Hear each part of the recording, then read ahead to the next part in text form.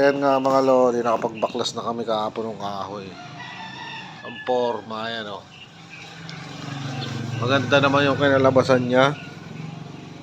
Ayan. Ito yung pinakahagdanan papunta sa taas.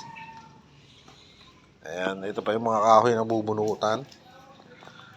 Ayan yung binuhusan natin. Ayan o. Naiwan yung kulay ng yero na ginamit. Ayan.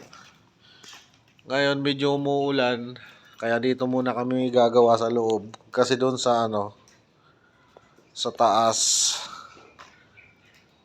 hindi pa pwedeng gawa ng baka uulan.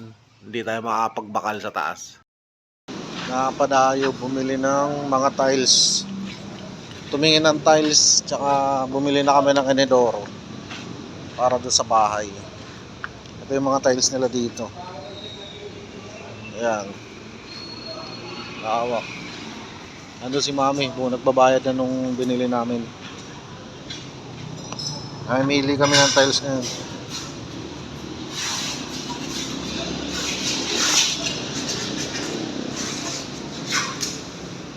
Mga tiles oh, ganda.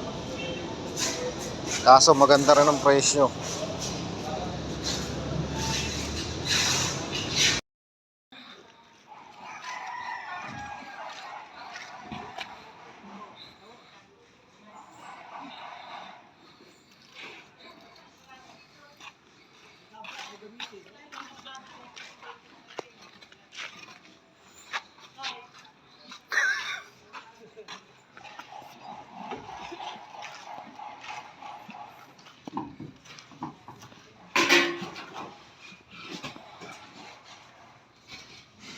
Waki.